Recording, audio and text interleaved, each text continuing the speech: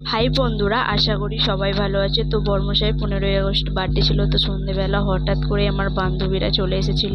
তো বান্ধবীরা গিফট নিয়ে এসেছিলো, যেটা পড়ে আছে ওটা মৌসুমি দিয়েছিল। তারপর যেটা খুলছে তো সেটা আমার দিদি এনেছিল। তো বলছে খুলে দেখতে। তারপরে সম্পারটাও পড়েছিল, ওর ভিডিওটা নেওয়া হয়নি।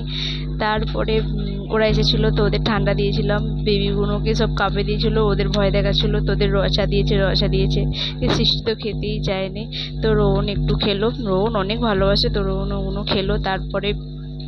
তারপরে আমরা সবাই মিলে হই করে কথা বলছিলাম। শম্পা বলছিল যে আমরা একটা আড্ডায় বসেছি, বড় আড্ডা, এরকম করে বলছিল। তারপরে আমি তো ভিডিও করতে পারিনি, ওদের থেকে ভিডিও নিয়ে। তো আমি খুব ব্যস্ত পড়েছি, ওরা এসেছে, আমাকে দেখতেই পাচ্ছ। তারপরে আমরা এদিকে রান্না বান্না জোগাড় করে দিয়েছিলাম। আজকে আমার দিদি মাংস করেছে। তো আমার দিদি এসে নিজে থেকে বললো বোন আমি রান্না করে দেবো।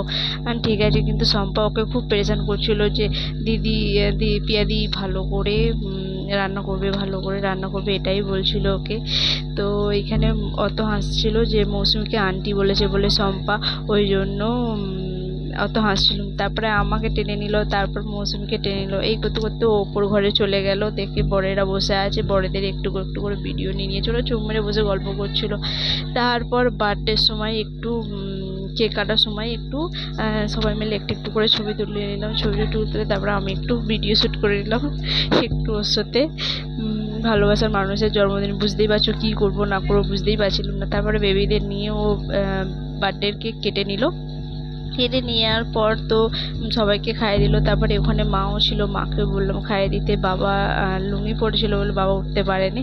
তো সবাইকে একটু একটু করে খাইয়ে দিতে। তারপরে শম্পা বলছে কাউকে কাটতে হবে না, কেক কাটবে। কেক বলছে কাউকে কাটতে হবে না। ও কাটতে গেল কেকটা, কেটে নিয়ে তারপরে ওই সবাইকে দিয়ে দিয়েছিল। তারপরে ভালোবাসার মানুষ আমাকে খাইয়ে দিল, আমি ওকে খাইয়ে দিলাম।